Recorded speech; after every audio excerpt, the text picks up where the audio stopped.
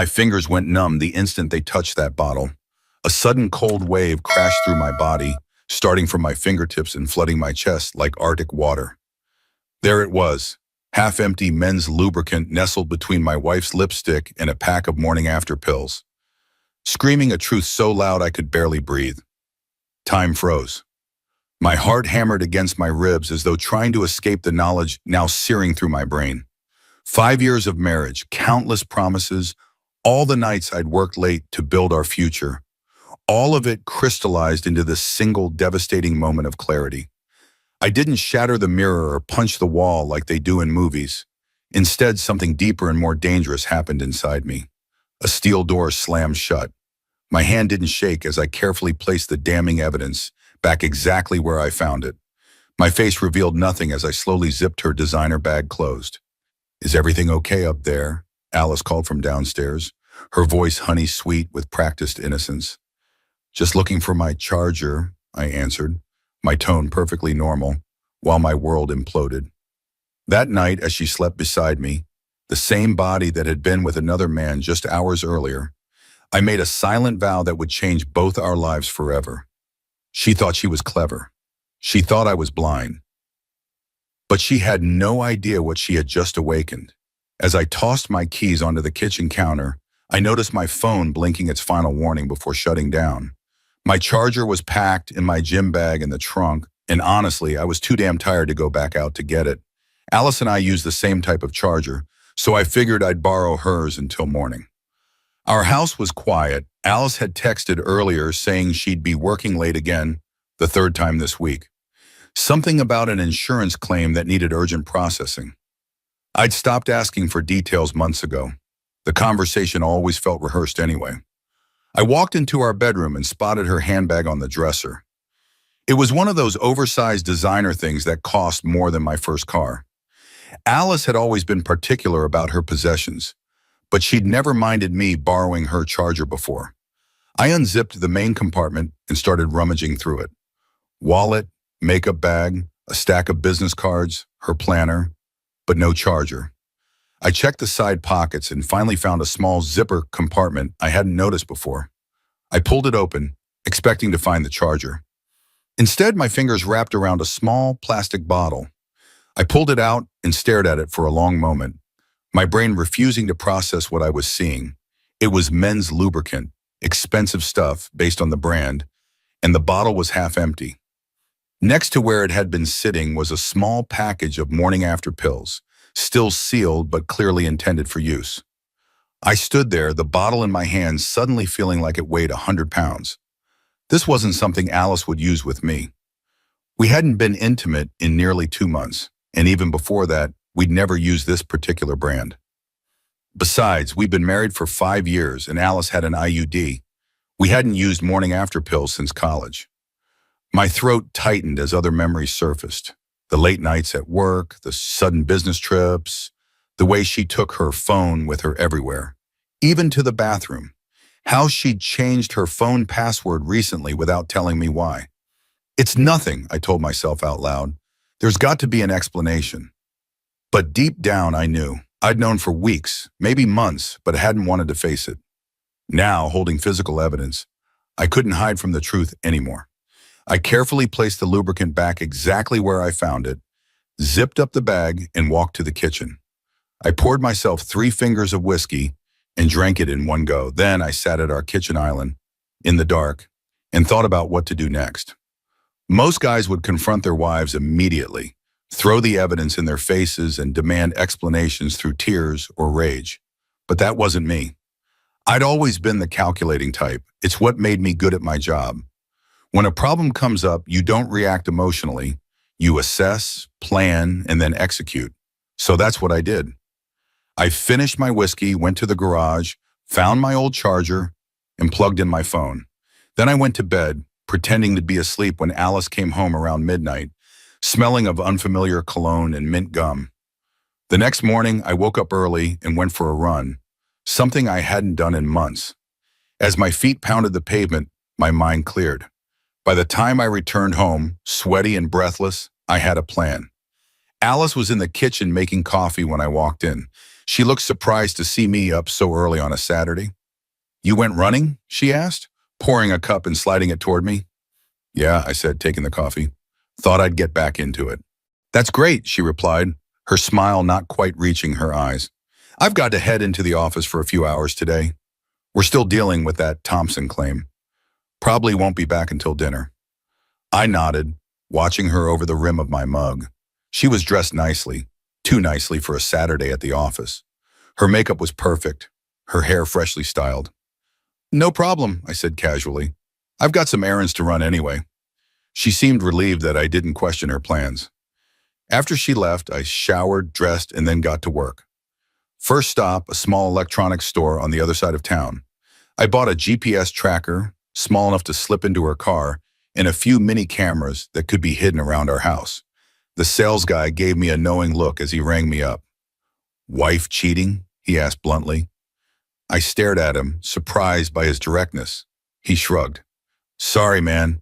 You're not the first guy to come in here with that look on his face, buying this particular combination of items." "Is it that obvious?" I asked. "To someone who sees it every week?" "Yeah." He handed me the bag. "Word of advice, make sure you're ready for whatever you find out. Some guys think they want to know, but they're not prepared for the reality." I nodded, thanking him for the warning. But I already knew I needed answers, no matter how painful.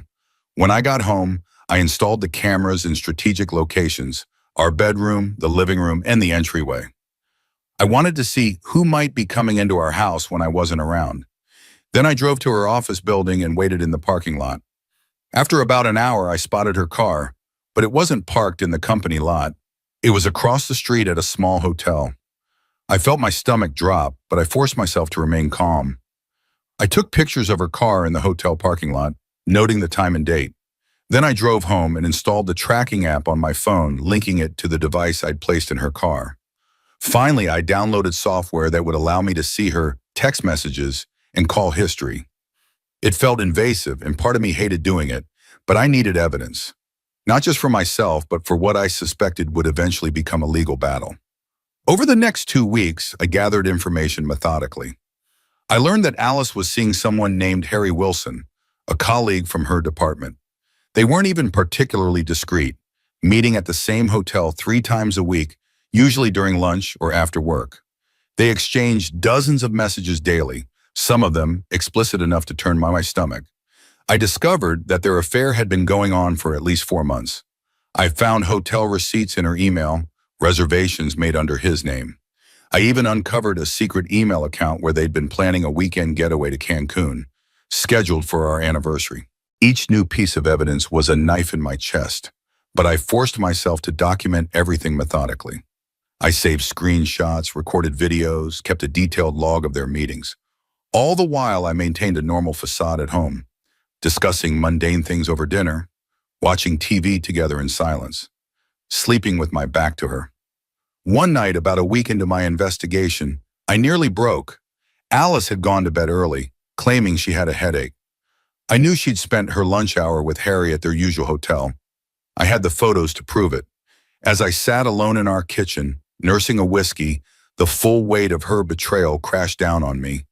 My hands shook as I scrolled through the evidence on my laptop. Dozens of intimate messages, hotel confirmations, photos of them together.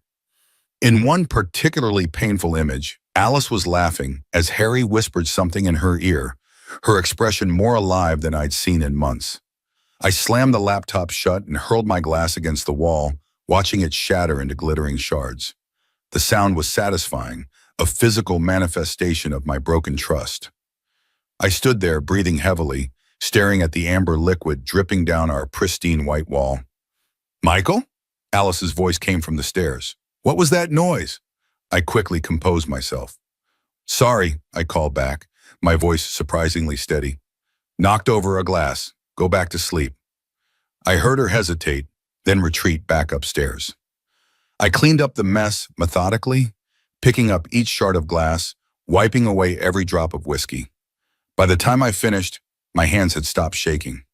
The momentary loss of control had passed, replaced by cold, calculated resolve. I wouldn't give her the satisfaction of seeing me break. I wouldn't confront her until I had everything in place. This would be done on my terms, not in a moment of emotional weakness. The next morning, Alice found me making breakfast as if nothing had happened. "About last night," she began cautiously. "Are you okay?" I turned to her with a practiced smile. "Of course, just clumsy. How's your headache?" "Better," she said, studying my face. "You seem different lately." I raised an eyebrow. "Different how?" "I don't know. Calmer, maybe? Less stressed about work?" I shrugged. "I've been trying to find better balance. Life's too short to be consumed by stress, don't you think?" She nodded slowly. "Yes, I suppose it is." "Which reminds me," I said casually, "I was thinking of taking a few days off next week. Maybe we could go somewhere? Reconnect a bit?" The flash of panic in her eyes was brief but unmistakable. "Next week? I don't think I can get away from the office right now." "The Thompson claim is still—" "Right, the Thompson claim," I interrupted smoothly. "The one you've been working on with Harry." She froze, coffee cup halfway to her lips. "Yes, and others on the team." "Of course," I said, turning back to the stove. "Another time then." I could feel her eyes on my back, suspicious and uncertain. She knew something was off but couldn't quite place it. That seed of doubt would grow in the coming days, making her nervous, prone to mistakes. Good. Later that week, I implemented the next phase of my plan. I called Alice's office and asked to speak with her boss, Martin Reynolds. Martin and I had met several times at company functions. He was a decent guy who seemed to genuinely value Alice's work. "Michael," he greeted warmly, "what can I do for you?" "Sorry to bother you at work, Martin," I said, feigning embarrassment. "I was trying to reach Alice, but her cell goes straight to voicemail. We're supposed to meet for dinner with her parents tonight, and I need to confirm the reservation time." There was a pause on the line. "Alice isn't in the office today," Martin said, confusion evident in his voice. "She called in sick this morning, said she had a migraine." "A migraine," I repeated, letting concern color my tone. "That's strange. She left the house in her work clothes, said she had an important meeting." Another longer pause. "Well, plans change," Martin said carefully. "Maybe she started feeling ill after she left home." "Maybe," I agreed. "Though it's odd she didn't let me know. Anyway, I'll try her cell again." "Thanks, Martin." "No problem," he replied, his tone now guarded. "Hope you connect with her soon." I hung up satisfied. Martin wasn't stupid. He'd noticed the discrepancy, stored away.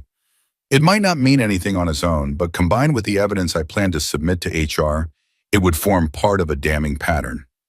I checked the GPS tracker on my phone. Alice's car was parked at the hotel across from her office, the same hotel where she met Harry 3 times a week. I considered driving there, confronting them in person, but dismissed the idea. Patience had gotten me this far. It would carry me through to the end. Instead, I used the afternoon to meet with my lawyer again, updating him on the new evidence I'd gathered. He was impressed with my thoroughness. "Most clients in your situation are too emotional to be this methodical," he remarked, reviewing the files. "You've built an airtight case." "I'm an engineer," I reminded him. "Solving problems methodically is what I do." He nodded, closing the folder. "Well, this particular problem is nearly solved. Once you're ready to proceed, we can have the papers filed immediately." "I'll be ready soon," I promised. "There's just one more piece I need." That evening, Alice came home late, looking tired but relaxed. The kind of relax that comes after a day spent not dealing with migraines or work stress. "How was your day?" I asked as she dropped her bag on the counter. She tensed slightly before answering. "Brutal. Back-to-back meetings and a mountain of paperwork." "That sounds exhausting," I said sympathetically, "especially with a migraine." Her eyes snapped to mine. "What?" "Martin mentioned you called in sick with a migraine when I tried to reach you today," I explained innocently. "I was worried when you didn't answer your cell." Her expression cycled rapidly through surprise, confusion, and calculation before settling on casual dismissal. "Oh, that. I started feeling better around lunchtime, so I went in for the afternoon. Must have missed your call." I nodded as if that explanation made perfect sense. "Well, I'm glad you're feeling better. I made pasta if you're hungry." She declined dinner and retreated to our bedroom, claiming fatigue. I heard her on the phone shortly after, her voice too low to make out the words. Checking in with Harry, no doubt. Warning him that I might be getting suspicious. Let them worry, I thought. Let them scramble and make more mistakes. The net was tightening, and they didn't even realize how close they were to being caught. Alice never suspected a thing. She thought I was oblivious, too wrapped up in my work to notice her betrayal. That misconception would be her downfall. By the third week, I had enough evidence to bury her in divorce court. But I wanted one more piece, something irrefutable. I wanted to catch them together, in person. My opportunity came when Alice mentioned a late meeting on Thursday night. According to her work calendar, which I now had access to, there was no such meeting, but there was a reservation at their usual hotel. That morning, Alice was unusually attentive, making coffee and asking about my plans for the day. It was the first time in weeks she'd shown any interest in my schedule. I thought I might finish early today, I said casually. Maybe pick up some steaks for dinner? It's been a while since we've had a proper meal together. A flicker of panic crossed her face. Oh, that's sweet, but I have that late meeting tonight, remember? The Thompson claim review with the executive team? Right, I nodded, watching her carefully. The Thompson claim. When do you think you'll be home? Hard to say, she replied, not meeting my eyes. These reviews can run long. Don't wait up for me. I'll try not to, I said, suppressing a bitter laugh. The Thompson claim was real, I'd verified that much.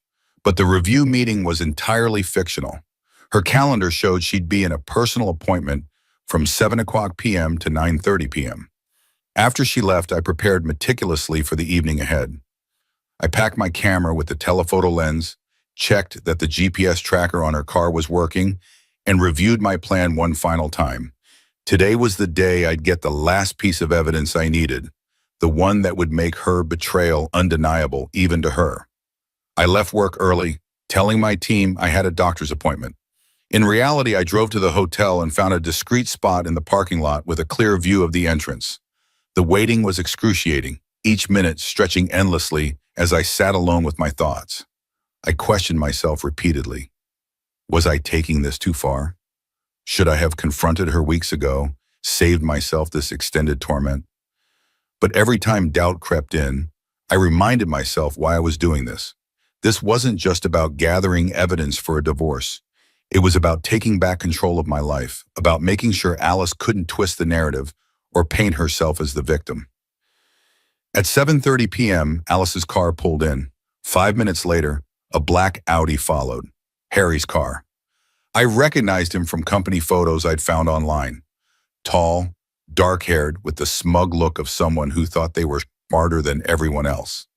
I took dozens of photos as they walked into the hotel together. His hand rested on the small of her back, a casual intimacy that made my blood boil. They were laughing about something, completely at ease, not bothering to check if anyone was watching. Why would they? In their minds, they'd gotten away with it for months.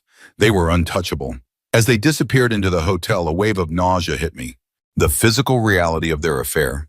My wife walking into a hotel with another man, eagerly, happily, was far more devastating than any text message or credit card statement. For a moment, I considered storming in after them, confronting them in whatever room they'd rented. I imagined the shock on their faces, the stammered excuses, the pathetic attempts to deny what was happening. But that would give them the upper hand. An emotional confrontation would only provide Alice with ammunition. She could paint me as unstable, jealous, maybe even dangerous. No, this had to be handled my way. Cold, calculated, devastating in its precision. So I waited in my car, the air conditioning fighting a losing battle against the Texas heat. I reviewed the photos I'd taken, each one clearer and more damning than the last. In one, Harry was whispering something in Alice's ear, making her laugh. In another, his hand had slipped lower on her back, approaching territory that should have been mine alone. 2 hours crawled by. I alternated between rage, despair, and a strange, detached numbness. I thought about our wedding day, how beautiful Alice had looked walking down the aisle. I remembered our honeymoon in Maui, the plans we'd made for the future, the children we'd talked about having someday. All of it now tainted, rendered hollow by her betrayal. At 9:45 p.m., they emerged from the hotel. I straightened up, camera ready. They lingered in the entrance, talking closely. Then Harry leaned in and kissed her. Not a quick peck, but a long, passionate kiss that made my stomach turn. I clicked the shutter repeatedly, capturing every second of their goodbye. They parted reluctantly, Harry walking Alice to her car. He said something that made her laugh, a genuine laugh I hadn't heard from her in months. That hurt more than anything else. I ducked down as Alice drove past my hiding spot, waiting until both cars had left the parking lot before starting my own engine. I had what I needed now. The final piece of evidence. Tomorrow would be the day of reckoning. I drove home before Alice, made myself dinner, and was watching TV when she walked in around 10 p.m. "Hey," she said, dropping her keys on the counter. "Sorry I'm late. The meeting ran longer than expected." I studied her carefully as she moved around the kitchen. Her hair was slightly disheveled, her lipstick freshly applied, trying to cover the evidence of her activities. I could smell unfamiliar cologne clinging to her clothes, and beneath that, something else, something intimate. "No problem," I replied, not looking away from the TV. "There's leftover pasta if you're hungry." "I already ate," she said quickly. "I'm just going to take a shower and head to bed. I'm exhausted." "I bet you are," I thought grimly. "Good night then." As she walked upstairs, I allowed myself a small, grim smile. Tomorrow would be the day everything changed. I woke up early the next morning and prepared a nice breakfast. Eggs, bacon, fresh coffee. Alice came down looking surprised but pleased. "What's the occasion?" she asked, sitting at the counter. "Just felt like making breakfast," I said, sliding a plate toward her. "We haven't really talked much lately. I thought it might be nice." She looked momentarily uncomfortable but recovered quickly. "That's sweet, thanks." We ate in silence for a few minutes before I spoke again. "So how was your meeting last night?" "Fine," she said, not meeting my eyes. "Just the usual client issues." "With Harry Wilson?" I asked casually. Her fork clattered against the plate. "What?" "Your meeting," I repeated. "Was it with Harry Wilson from your department?" She stared at me, her face draining of color. How do you know Harry?" Instead of answering, I reached for my phone and pulled up the photos I'd taken the night before. I slid it across the counter to her. "You two seem to have a productive discussion in the Parkview Hotel parking lot," I said, my voice steady despite the rage building inside me. "Very professional." She stared at the photo, then looked up at me with wide eyes. "Michael, I can explain." "Please don't insult me," I cut her off. "I know everything, Alice. I know about the 4-month affair. I know about the Cancun trip you planned for our anniversary. I know about the lubricant in your purse and the morning after pills. I know you've been lying to me for months." She sat frozen, her breakfast forgotten. How did I find out? Does it matter?" I stood up and walked to my briefcase, pulling out a folder thick with documents. "What matters is what happens next." I laid the folder on the counter. "These are divorce papers. I've already spoken to a lawyer. Given the evidence I've collected, he's confident that you won't be entitled to much in the settlement." "Evidence?" she whispered. "Screenshots of your texts, hotel receipts, photos of your meetings. I've been gathering it for weeks." Her shock gave way to anger. "You've been spying on me? Going through my private messages? That's illegal." I laughed without humor. "You're concerned about legality now?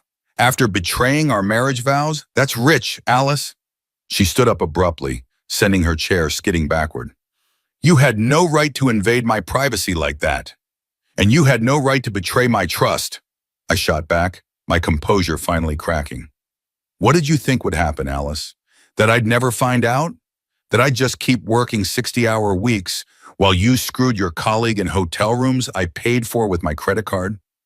"It wasn't about the money," she said, her voice smaller now. "Then what was it about?" I demanded. "Because from where I'm standing, it looks like you wanted the security of our marriage in the excitement of screwing around with Harry.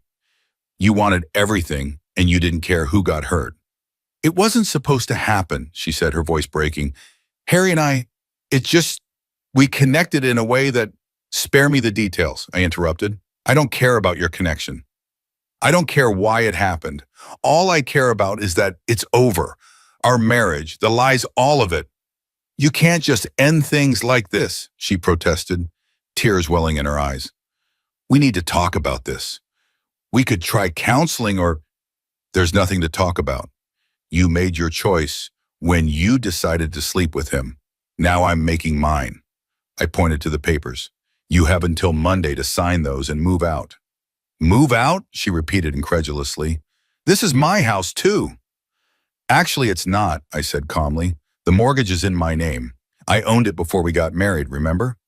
You insisted on keeping your condo as a rental property rather than selling it. Well, now you can move it back there. She stared at me, her expression shifting from shock to calculation. I could almost see her mind working, trying to find leverage. What about our joint accounts? She asked finally. Emptied, I replied. I transferred my portion to a new account yesterday. Your half is in a certified check in that folder. I've also removed you as a beneficiary from my life insurance and 401k. Her face hardened.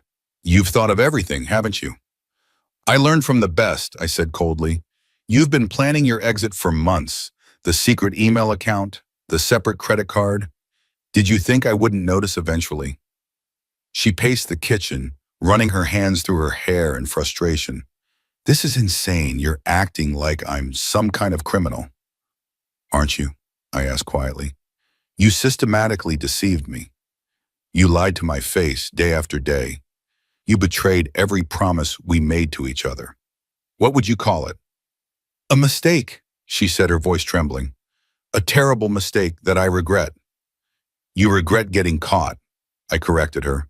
If I hadn't found that lubricant, if I hadn't seen the evidence with my own eyes, you'd still be sleeping with him right now. She flinched, unable to deny it. People make mistakes, Michael. Marriages survive affairs all the time. Not this one, I said firmly, no matter what you've done. So that's it? She asked, tears streaming down her face now. 5 years of marriage thrown away because of one mistake? One mistake? I repeated incredulously. Alice, you've been sleeping with him for 4 months. You planned a vacation with him on our anniversary. This wasn't a one-night stand or a momentary lapse in judgment. This was a deliberate, ongoing betrayal. She sank into a chair, her shoulders slumped in defeat.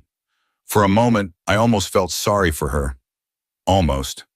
I never meant to hurt you, she whispered. But you did, I replied. And now we both have to live with the consequences. She looked up at me, her eyes red from crying. What will you tell people? Our friends, our families. The truth, I said simply. I won't lie to protect your reputation, Alice. I'm done covering for you. She nodded slowly, seeming to accept this. Then in a voice so low I almost didn't hear it, she asked, Did you ever really love me, Michael? The question caught me off guard. Of course I loved you. I loved you with everything I had. That's why this hurts so damn much. We sat in silence for a long moment, the weight of everything that had been lost hanging heavy between us. Finally, she stood up. I'll need some time to pack my things, she said quietly. Take the weekend, I offered. I'll stay at a hotel, but I want you gone by Monday morning. She nodded, then looked at me with a mixture of sadness and resignation. For what it's worth, I did love you too. Maybe not the way you deserved, but I did. It's not worth much now, I replied, gathering my keys and wallet. I'll be back on Monday. The papers will be waiting for your signature. I headed for the door, but her voice stopped me. Michael? I turned, one hand on the doorknob. I'm sorry, she said simply, truly sorry. I looked at her one last time, the woman I'd promised to love forever, now a stranger to me. Goodbye, Alice. I walked out without looking back, got into my car, and drove away from the house we'd shared, from the life we'd built together. As the miles passed beneath my tires, I felt the first stirrings of something unexpected. Not just anger or pain, but relief. The deception was over. The truth was out. Whatever came next, at least it would be real. I checked into a hotel near my office. Not the park view, I couldn't stomach the thought of staying where they'd met, and spent the weekend in a strange limbo. I fielded calls from my lawyer, updated him on the situation, and prepared for the next phase of the divorce proceedings.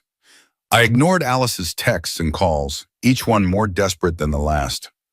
On Sunday night, as I packed up to return home the next day, I received a call from an unexpected source, Martin Reynolds, Alice's boss. Michael, he said when I answered. I hope I'm not disturbing you. Not at all, I replied, curious about why he'd be calling me on a Sunday evening. What can I do for you, Martin? He cleared his throat uncomfortably. I wanted to give you a heads up. Alice came to me on Friday afternoon with some concerning allegations about Harry Wilson. She claims he's been harassing her, pressuring her into an inappropriate relationship. I sat down heavily on the hotel bed. Is that so? Yes, Martin continued. She's filed a formal complaint with given your call last week about her whereabouts. I thought you should know. I appreciate that, I said carefully. But I'm afraid Alice isn't being honest with you, Martin. What do you mean? Alice and Harry have been having a consensual affair for months, I explained. I have extensive evidence, which I was planning to share with your HR department tomorrow. There was a long pause on the line. I see, Martin said finally. That complicates things. I imagine it does, I agreed. Alice is trying to get ahead of the situation, to paint herself as the victim rather than the perpetrator. This is highly irregular, Martin said, his discomfort evident. But given the seriousness of her allegations against Harry, I think it would be best if you shared your evidence with us as soon as possible. I'll come in first thing tomorrow, I promised. And Martin, thank you for the call. It seems Alice is willing to destroy Harry's career to save her own. After hanging up, I sat motionless for several minutes, digesting this new development. Alice was more calculating than I'd given her credit for. She was trying to frame Harry, to create a narrative where she was the victim of harassment rather than a willing participant in an affair. It was despicable, but also desperate, the actions of someone who knew they were cornered. I called my lawyer immediately, explaining the situation. He advised me to proceed with caution, but agreed that sharing the evidence with HR was the right move. Just make sure you're clear about your intentions, he warned. This isn't about revenge. It's about preventing a false accusation from ruining someone's career. The next morning, I returned home earlier than expected. I wanted to catch Alice before she left for work, to confront her about the false harassment claim. But the house was empty when I arrived. She had already left, taking most of her clothes and personal items with her. The divorce papers lay unsigned on the kitchen counter. I changed quickly and headed to her office, the folder of evidence in my briefcase. The HR director, Patricia, was waiting for me, along with Martin and the company's legal counsel. The atmosphere in the conference room was tense, to say the least. Thank you for coming in, Mr. Harper, Patricia began formally. I understand you have information relevant to allegations made by your wife against Harry Wilson. I do, I confirmed, opening my briefcase. But before I share it, I want to be clear about something. I'm not here out of vindictiveness or a desire to hurt Alice. I'm here because she's making false accusations that could destroy an innocent man's career. The lawyer raised an eyebrow. Innocent? You're claiming Mr. Wilson did not engage in inappropriate behavior with your wife. I'm claiming their relationship was entirely consensual, I clarified. Inappropriate for the workplace, certainly, and devastating to my marriage, but not harassment as Alice is alleging. I laid out the evidence methodically. The text messages, the hotel receipts, the photos. I explained how I discovered the affair and the steps I'd taken to document it. By the time I finished, the three professionals across from me looked stunned. This is comprehensive, Patricia said finally, and directly contradicts Mrs. Harper's statement. Alice is trying to save her job, I explained. She knows that having an affair with a subordinate violates company policy. She's attempting to flip the narrative, to make herself the victim rather than the rule breaker. The lawyer nodded slowly. We'll need to review all of this carefully, and we'll need to speak with Mr. Wilson again. Of course, I agreed, standing to leave. I provided copies of everything. Do what you need to do. As I reached the door, Martin called after me. Michael, I'm sorry about all this. Truly. I nodded my acknowledgement but didn't trust myself to speak. The sympathy in his voice threatened to crack the composure I'd worked so hard to maintain.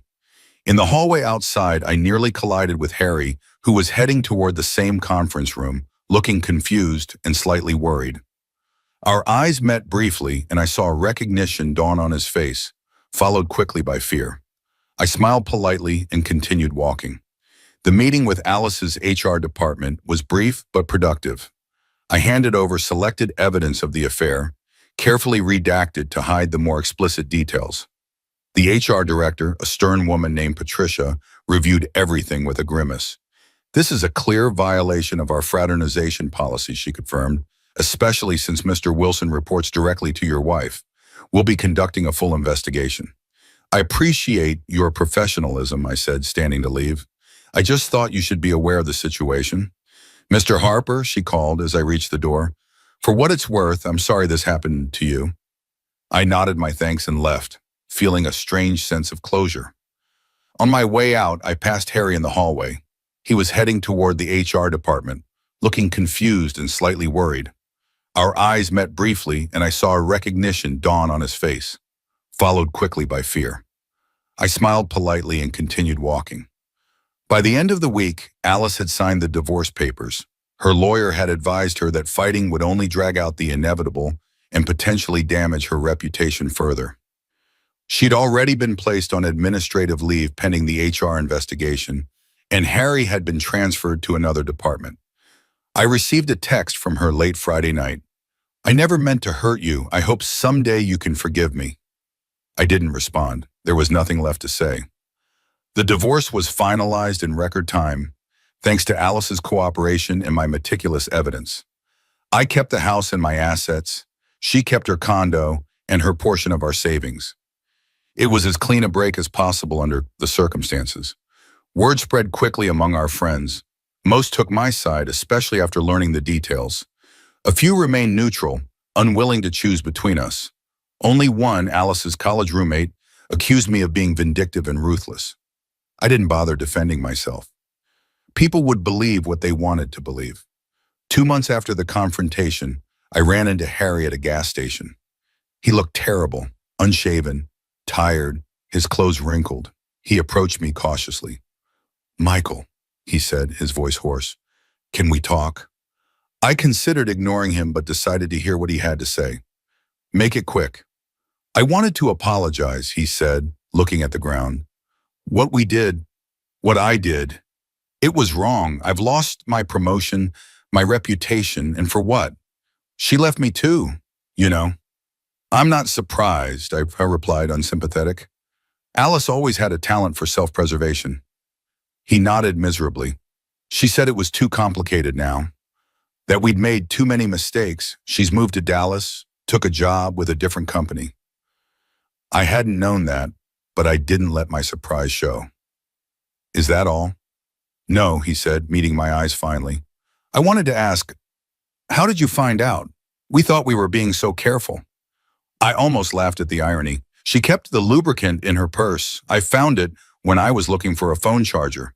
His face fell. "Something so small." "It's always the details," I agreed. "You can plan the perfect crime, but it's the fingerprint on the doorknob that gets you caught." He extended his hand. "I really am sorry." I looked at his hand but didn't take it. "Save your apologies for someone who cares, Harry. I'm not interested in making you feel better about what you did." I walked away, got into my car, and drove off without looking back. His apology meant nothing to me. Neither did Alice's regrets. They'd made their choices. Now they were living with the consequences. As I drove home, my phone rang. It was Patricia from HR. "Mr. Harper," she said when I answered, "I wanted to update you on the situation with your wife and Mr. Wilson." "Ex-wife," I corrected automatically.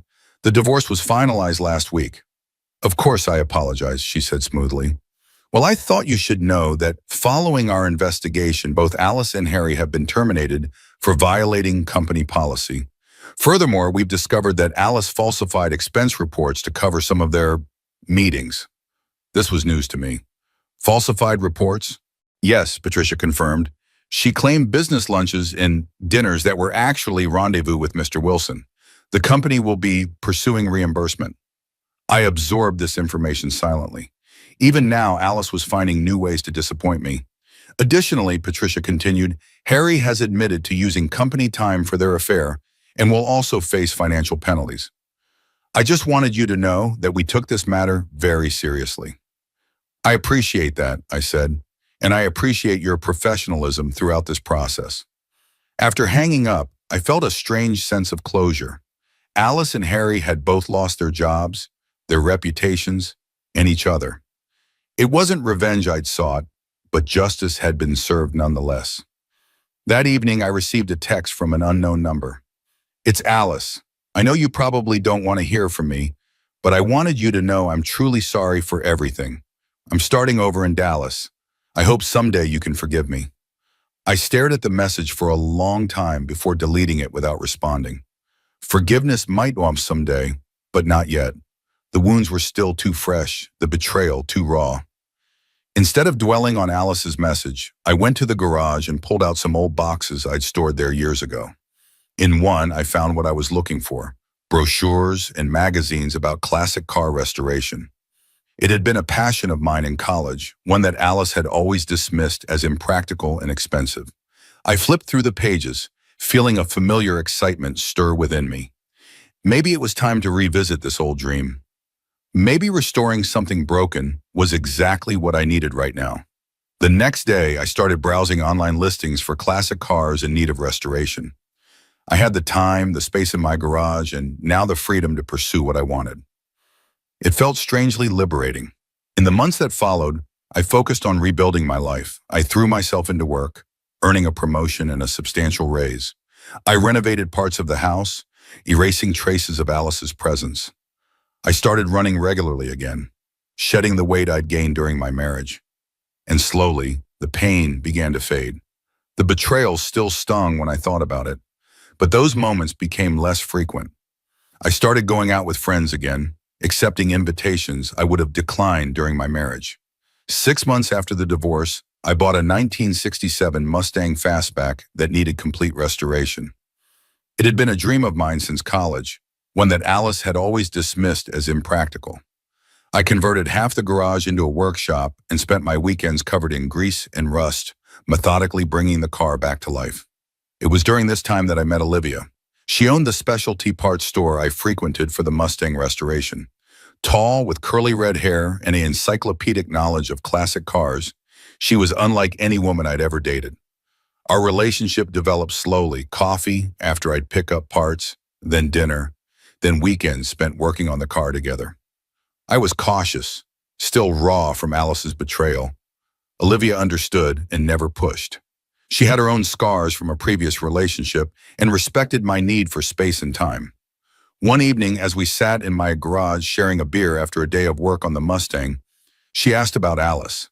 I'd given her the broad outlines before, but never the details. "You don't have to tell me if you don't want to," she said, wiping grease from her hands. "But sometimes talking helps."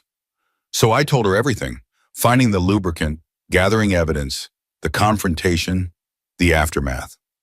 She listened without interrupting, her expression thoughtful. "You know what impresses me most?" she said when I finished. "Not that you caught her or even how you handled the divorce. It's that you didn't let it destroy you. Some people never recover from that kind of betrayal." I shrugged, uncomfortable with the praise. "I didn't have much choice." "Yes, you did," she insisted. "You could have become bitter, vengeful, or mistrustful of everyone. Instead, you picked yourself up and moved forward. That takes real strength." Her words stayed with me long after she left that night. I hadn't thought of my actions as particularly strong or admirable.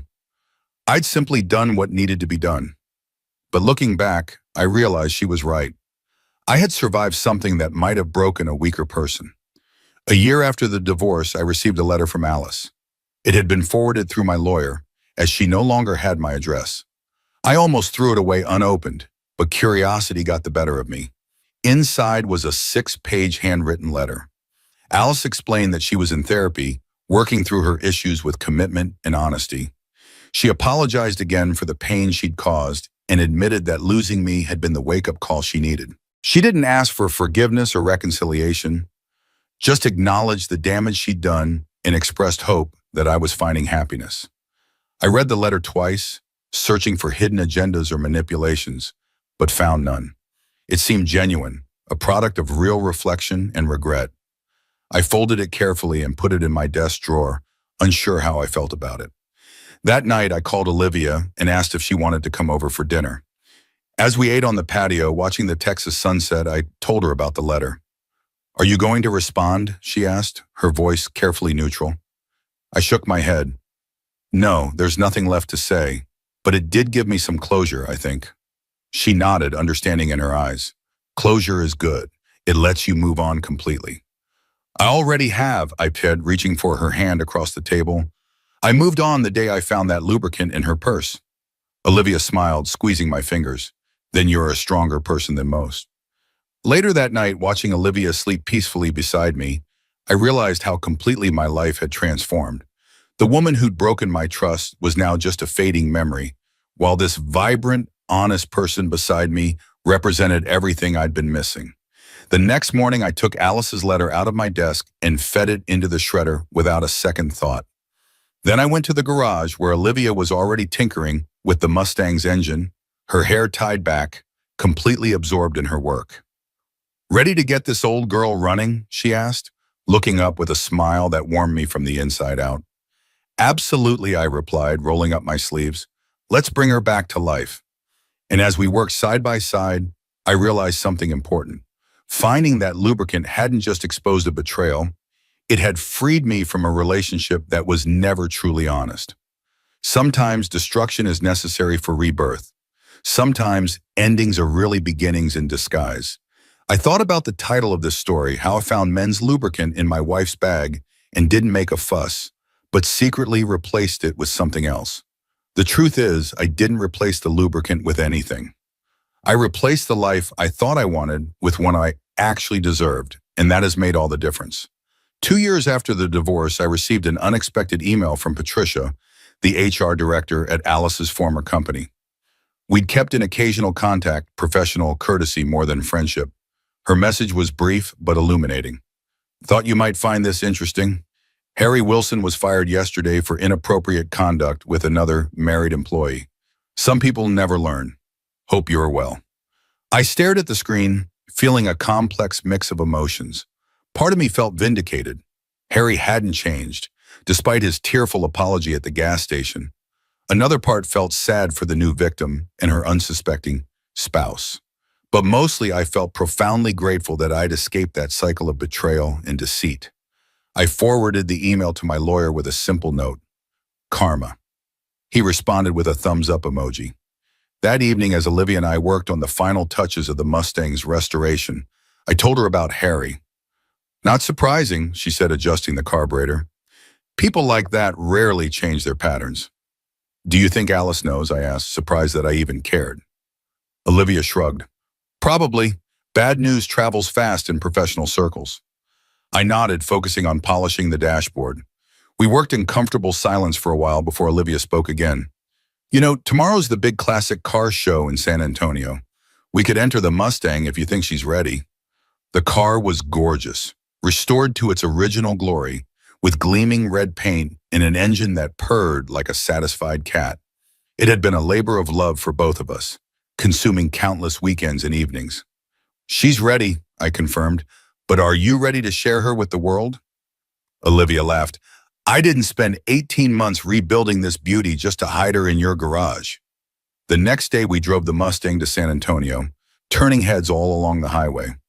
The car show was packed with enthusiasts and collectors, all admiring the rows of meticulously restored classics. Our Mustang attracted considerable attention. A crowd gathered around it almost immediately, asking questions about the restoration process and admiring the craftsmanship. Olivia fielded most of the technical inquiries, her expertise evident in every detailed explanation. Late in the afternoon, as the judges made their final rounds, I spotted a familiar figure across the exhibition hall. Alice was walking arm in arm with an older man examining a vintage Corvette. She looked different. Her hair was shorter, her style more conservative.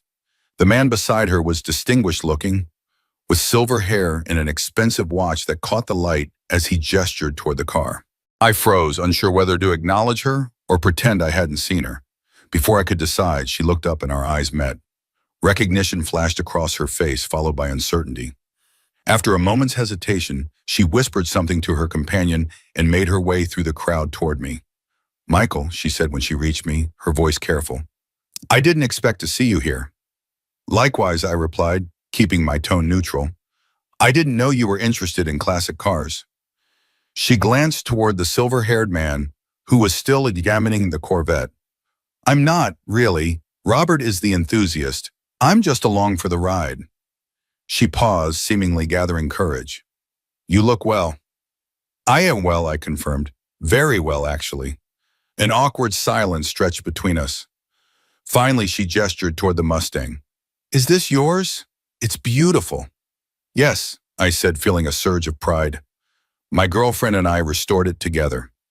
As if on cue, Olivia appeared at my side, wiping her hands on a rag. The judges are heading this way, she said before noticing Alice. Oh, hello. I made the introductions, watching as the two women sized each other up.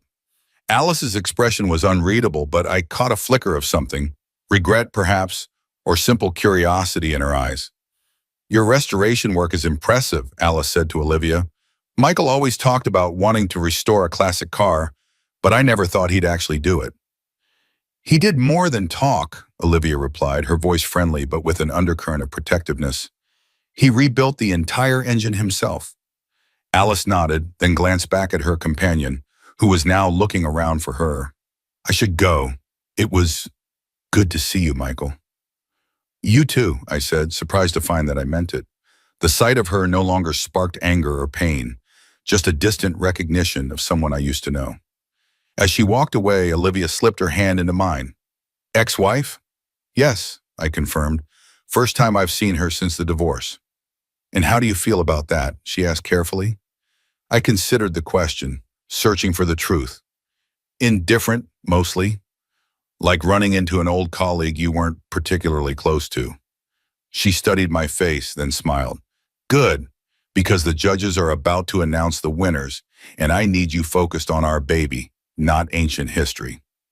We made our way back to the Mustang, just as the announcement came over the loudspeaker. First place in the American muscle car category goes to the 1967 Mustang Fastback, owned by Michael Harper and Olivia Bennett. The crowd applauded as we accepted the trophy, a small golden car mounted on a wooden base. Olivia beamed with pride, and I felt a surge of joy that had nothing to do with winning and everything to do with the woman beside me. Later that night, as we drove the trophy-winning Mustang back to Austin under a canopy of Texas stars, Olivia asked, "Did seeing Alice bother you at all?" I thought about it, one hand on the steering wheel, the other holding hers. No, I said finally. It was like looking at an old photograph. You recognize the image, but it doesn't stir any real emotion. That's healthy, she said, squeezing my hand. Some people never get to that point with their exes. I had good reasons to move on, I reminded her, and better reasons to stay moved on. She laughed, the sound mixing with the rumble of the Mustang's engine. Like a trophy-winning car and a girlfriend who knows how to rebuild a transmission? Exactly, I agreed, grinning. What more could a man want? We drove in comfortable silence for a while, the miles slipping away beneath the tires. I thought about the strange twist of fate that had led me here, how finding that lubricant had been both an ending and a beginning. You know, Olivia said suddenly, if Alice hadn't cheated, you might never have restored this car.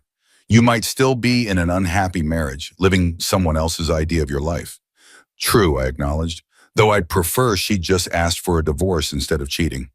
Of course, Olivia agreed. But my point is, sometimes the worst moments of our lives lead us to the best ones. If you hadn't gone through that nightmare, we might never have met. I glanced at her, taking in her profile in the dashboard light. The determined chin, the intelligent eyes, the slight smile that always seemed to hint at private amusement. She was right. If Alice hadn't betrayed me, I wouldn't be here now, driving a trophy-winning Mustang with a woman who understood and appreciated me in ways Alice never had. In that case, I said, I should probably send her a thank you note. Olivia laughed again. Maybe not, but you can thank the lubricant. I joined in her laughter, the last traces of bitterness finally dissolving. To Lubricant, I said, raising an imaginary toast. The unexpected catalyst for a better life. To Lubricant, she echoed, her eyes sparkling with mischief. May it always reveal the truth and set you free. We roared down the highway, leaving the past behind us. Two people who had found each other because of betrayal, but stayed together because of choice. The future stretched before us like the open road, full of possibilities neither of us could have imagined 2 years earlier. And as for Alice, I genuinely hoped she'd found whatever she was looking for. Everyone deserves a second chance at happiness, even those who threw away their first chance carelessly. But more than that, I hoped she'd learned what I had. That true strength comes not from avoiding pain, but from facing it head on and emerging on the other side, scarred but stronger. Because in the end, it's not the betrayals that define us, but how we respond to them. I looked at Olivia again, her hand still in mine, and felt a profound sense of gratitude for the journey that had brought me here. Every painful step of it. Sometimes the things we think will destroy us are actually setting us free.